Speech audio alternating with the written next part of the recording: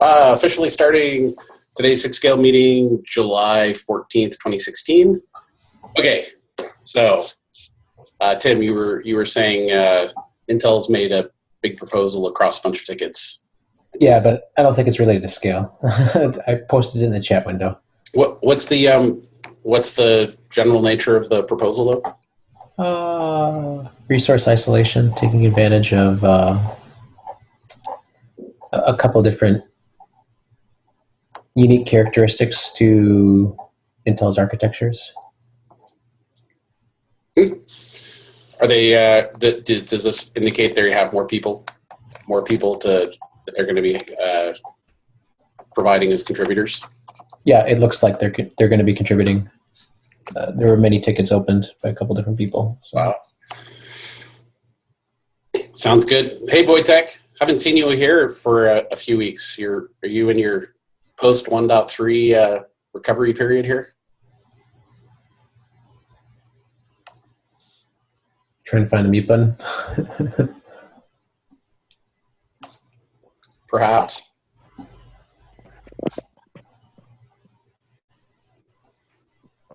Or maybe his volume's not up and he didn't hear my comment. Wave if you can hear us, Wojtek. Nope, no waving.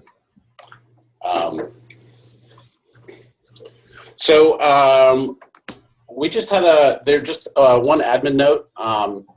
So I recorded last week's meeting and we didn't really have a process for how we're going to post it. So I was talking to Sarah about it, and what I'm going to do is set up using the group credentials that we have for managing Zoom. We're going to set up a YouTube channel, and I'll just upload these and create a YouTube channel, and I'll post it here. So that's some busy work for me to work on here for the next week. So that was one thing. Just a follow-up from us. Last week, David did a presentation that it probably dragged on a little long just because we hadn't really quite polished everything up about how to do Prometheus-based dashboard sharing to exchange information. I think David's planning on coming back with a more succinct version of that based on some of the feedback we got as well. So that's tentatively for next week, maybe the week after. And then we have a new person on our team who was just still escaping, is it GopherCon? GopherCon, I think. And that's Mike Venenzia, who was the Kubernetes lead at Viacom. So he's joined the Samsung team, and we're back to. I thought I saw Hong Chao on the attendee list. At any rate, we're kind of renewing some work we were doing around etcd performance testing in multiple configurations. Primarily what we're trying to do is get all the right information to get cluster scaling. It's the etcd part of engineering the control plane. So I'm hopeful that doesn't actually take us all that long because we have all the basics here, but we're planning on doing etcd, both versions of etcd and some split etcd as well as etcd clustered config just to see how it affects cluster performance. So hopefully in the coming few weeks, we'll have some more information to share on that front. We did some initial benchmarks and some very rudimentary tests. We're going to stand up clusters fairly soon. The rebase for us for OpenShift against 1.3 only landed recently, and there's the tree shaking still is occurring. So we're going to evaluate in the future, but it's still probably a couple weeks out. The 1.3 rebase is? Well, both 1.3 rebase and we were going to test etcd3 performance against a larger scale cluster. Okay. Good. Well, looks like we'll have some interesting data to share. I did have a couple of topics, Sure. like Gameric's on. So did you have, is there a numbers that you're aware of for node performance in scale, like the number of pods per node. That issue is kind of like dragging on because it'll affect density. The one where pods per node, total number of pods, or pods per core, total number of pods on a node. Well, I don't know if it's tested anywhere. Like, I know they test, like on smaller machines, it should be okay. Like, I think they tested like for 100 or 200 something. But like when we are moving to like 32 core machines which should support 320 or something, then I don't think anyone ever tested it. Yeah, basically the Node team in Google is only testing like up to 100, and they explicitly said at some point that in the near-term future they won't focus on anything larger at all. Okay, so for 1.4, then you guys are going to still stay at the 110 threshold. Yes, that's the plan. Okay. And if we want to move it higher, we certainly just need to have the node team on board, like the node SIG. Okay, so then the goal for you guys won't be greater density; it'll just be higher number of nodes. For 1.4, we are just in a stabilization phase mostly. So like we are just preparing to move higher in the next release. Like I don't think we'll have, like maybe we'll have higher throughput or something, but I don't think we will increase any numbers. Oh, okay. That's good to know. Sounds tick-tock, doesn't it? Yeah. It's a much better fit for this size of a release, honestly. I think August 19th is coming up on us pretty quickly, so that sounds like a good approach. I'm going to turn back and make more notes here.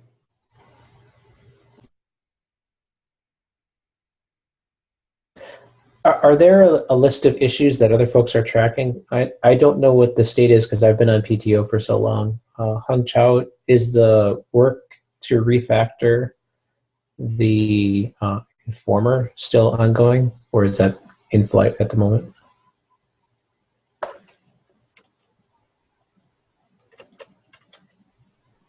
To be honest, I didn't see any PRs around that, so yeah, I don't know.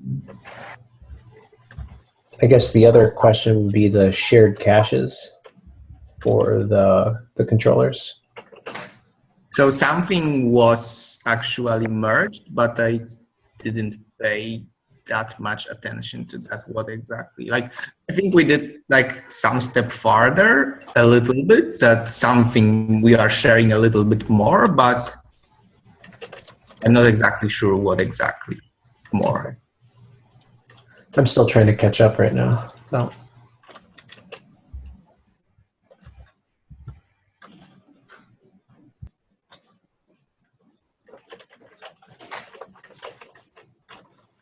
Has there been any other news, I guess, on the performance front at all that folks are aware of?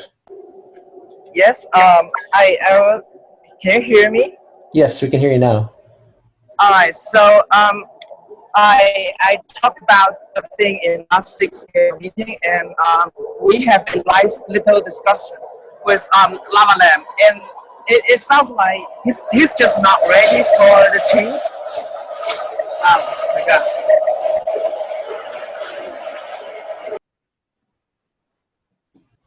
He's not ready for the Informer change, I'm guessing.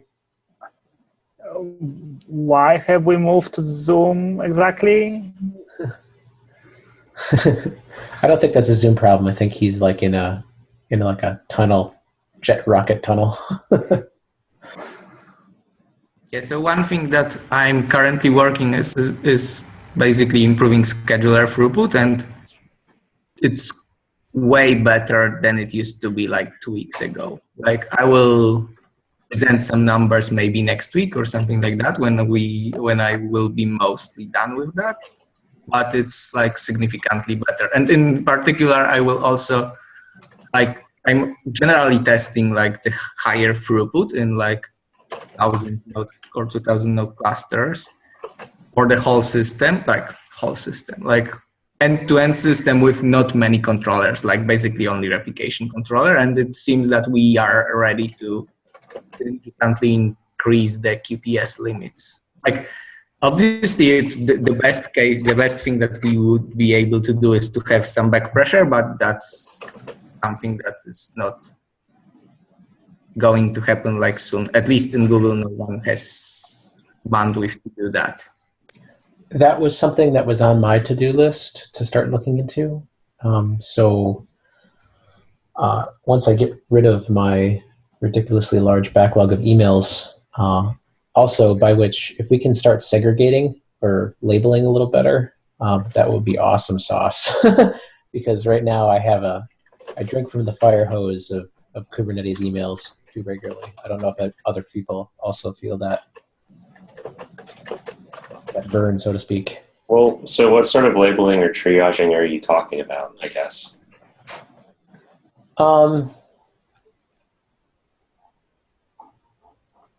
Right now, as tickets come in, not all are labeled appropriately, like area performance, right?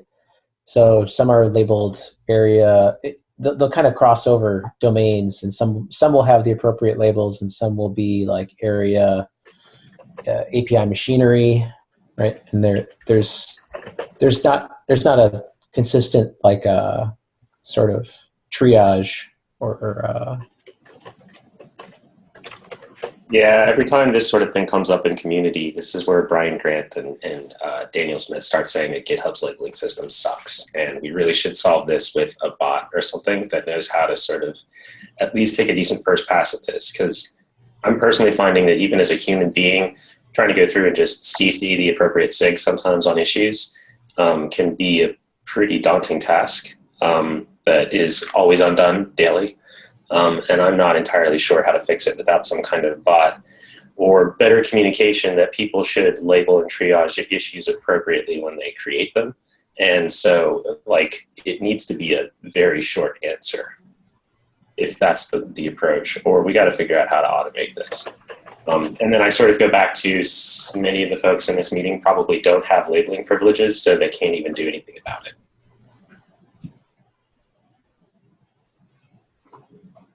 Not that I disagree with anything you've said.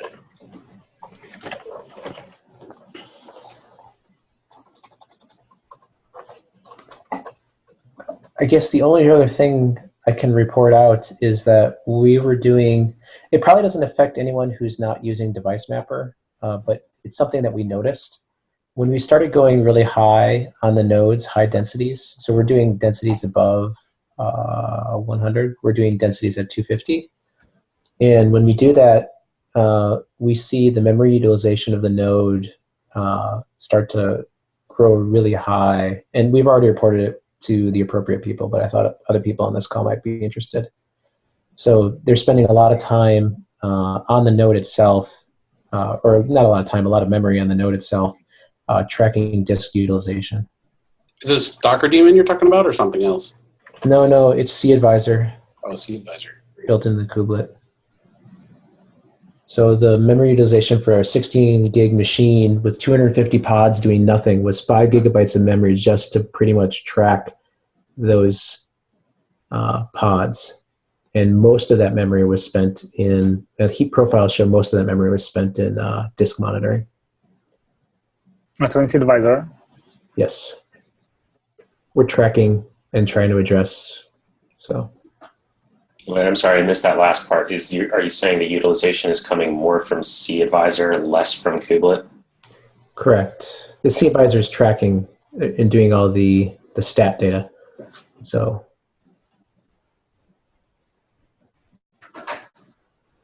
the problem is that the CAdvisor is smashed into the kubelet, so it's the kubelet. Yeah, somewhere in catching up in my backlog of tickets, I think I saw like a CAdvisor roadmap ticket floating out there somewhere. Maybe that's got some information on this issue.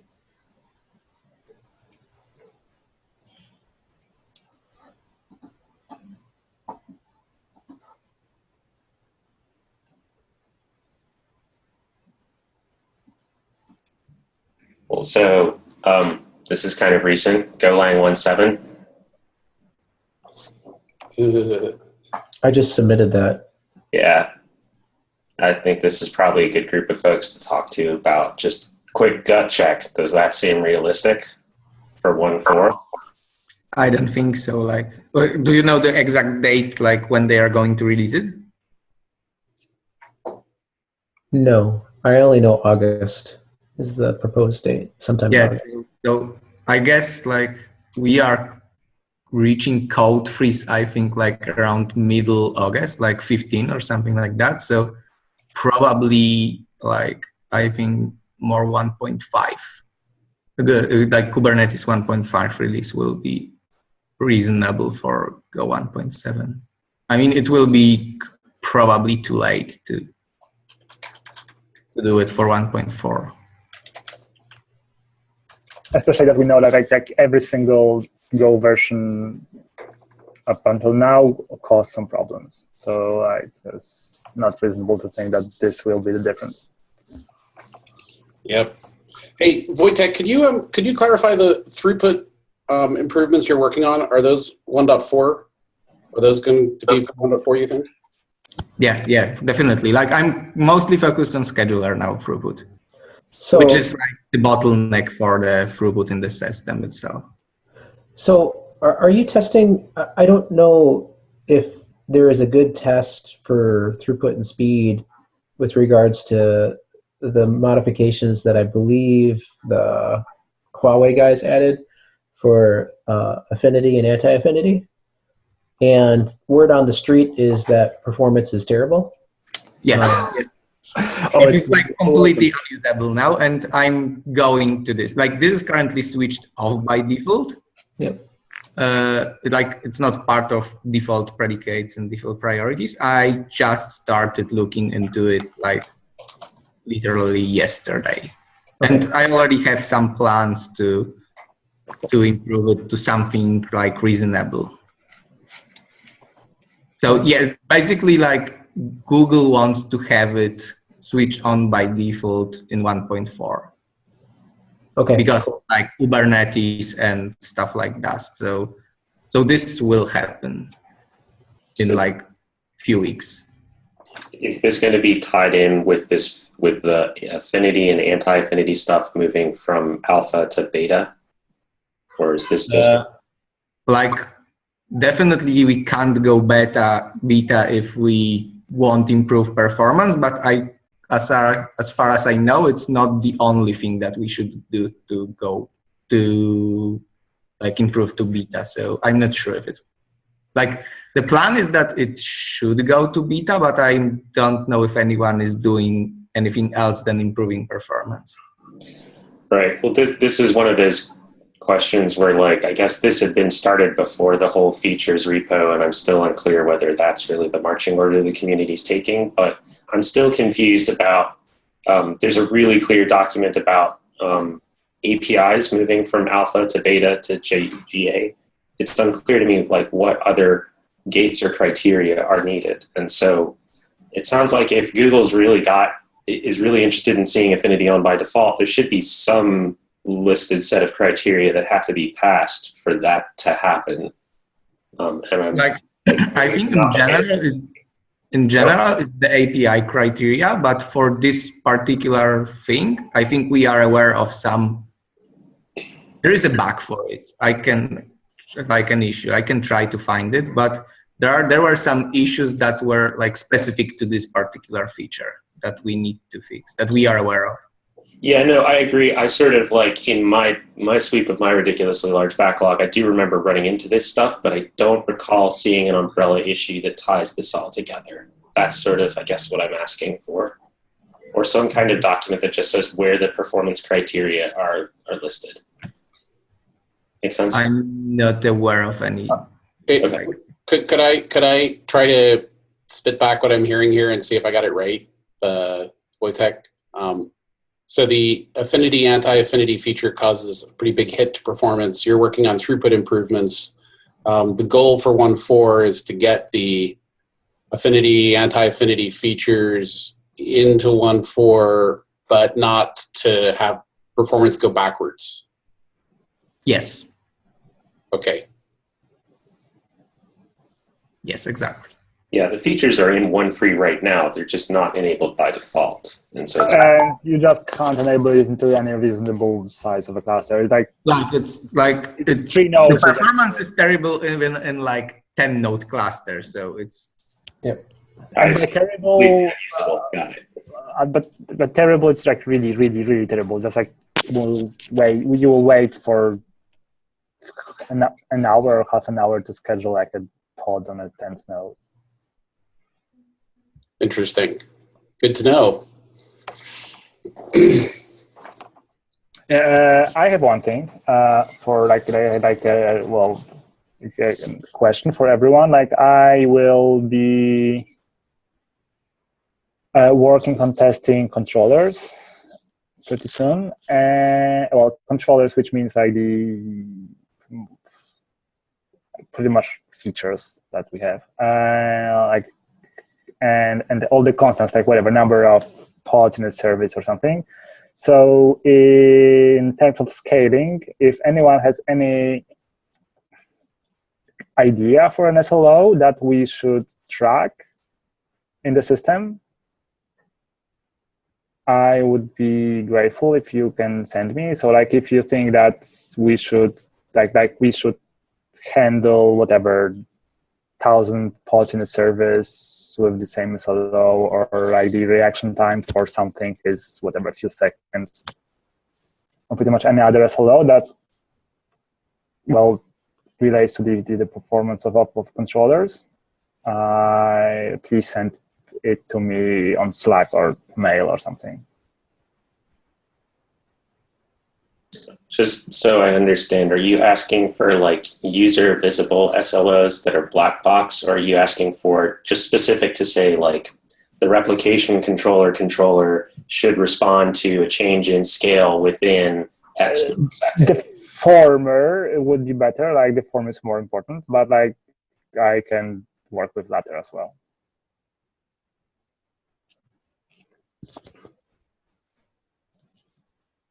The only thing I can state is that we have a separate set of tests that we run basically to load all the controllers, so to speak, to monitor and do performance testing.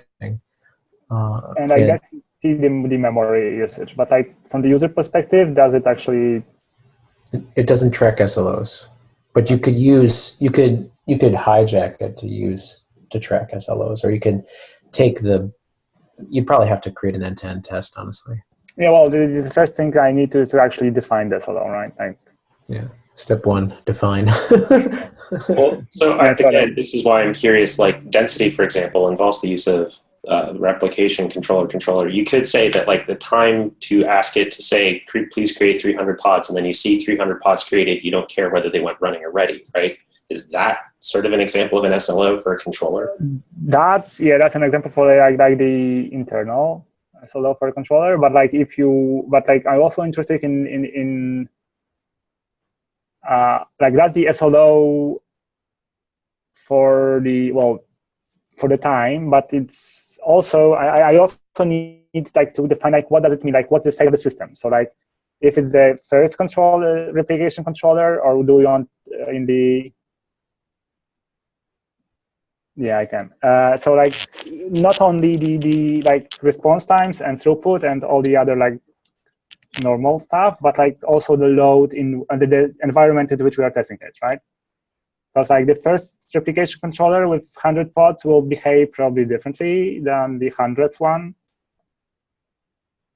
So yeah, and again, using density like a model, right? You want to see what the behavior of the controller is with a barely loaded system and then a fully loaded system. And you need to see that it meets those guarantees in both cases. And what are the numbers that people are interested in? So which parts of the system are used by community? Well, we'd be interested in a document, and I could share it around with other folks because I'm sure other people will be interested in it. There has been some comments, questions, or whatnot. If people care about performance, they write their own special custom jig, right? And they use annotations, whatnot, to get around it. So, yeah, but like also like when we say anything about the system's performance, like currently we only mean the API call latency, right? Like mostly.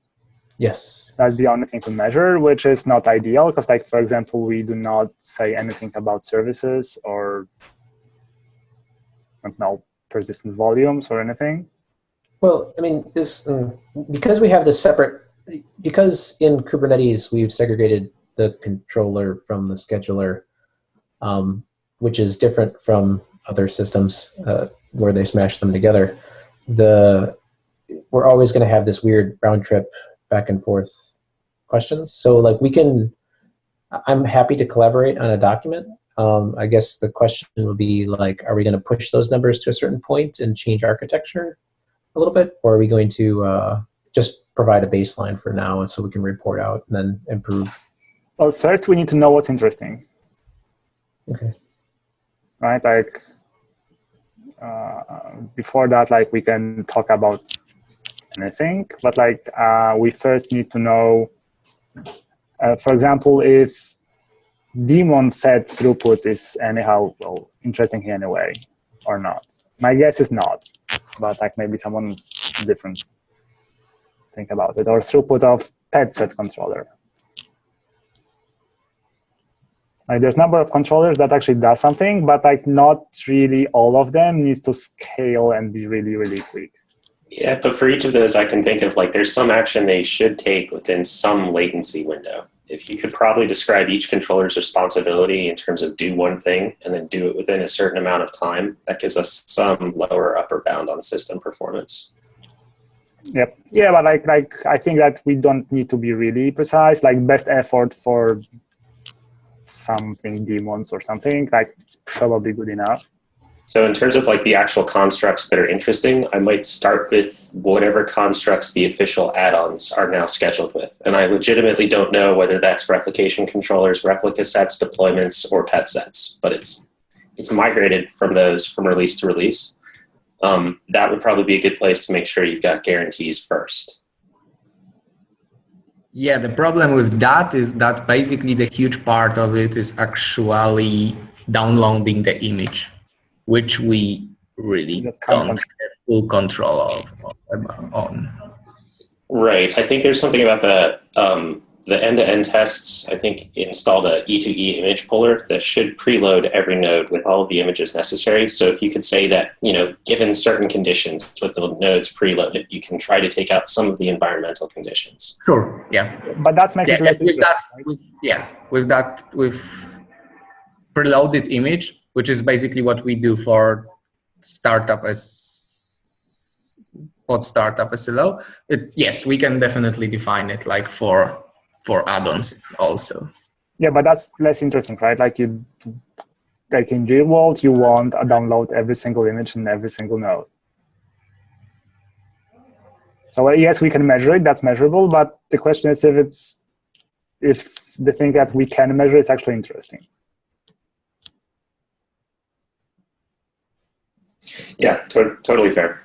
I'm just, sounds like if you want to remove environmental conditions, E2E image puller, and mandating some prerequisites on the cluster state under test is first. And then since I'm sort of under the impression that eventually the controller manager is going to turn into this thing where each of the controllers start to float into their own pods or processes elsewhere within the cluster, it makes more sense to me to find the controllers that are most meaningful to users. And so the first things they're going to encounter are the add-ons they're scheduled into their cluster. Fair enough. So I just have one more question about, so currently what I see in the code is that like third-party controller isn't cached in API server. It's like something called undecorated. Like anyway, like is there any reason why it's not cached in API server? So if I have a lot of third-party resources, if I do a list or something, like it's gonna call from SCD or remote storage directly. That's gonna be time-consuming. I don't know, Wojtek, you wrote the... So you asked for third-party resources, like? Right, third-party resource. There's a registry, right?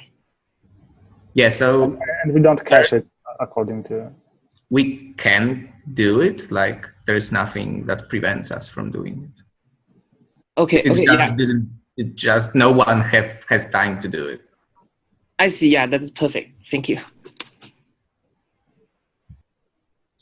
Well, we're out of time for today. Good discussion. I was busy trying to make notes, but some of my notes are a little bit half done here. I see some folks in trying to help them get up to date. So just a quick call to please take a look at the notes and help get them updated. And I think we're done for today. Thanks. Thanks, everyone. Thanks. Thanks. Thanks all. Good to see you again.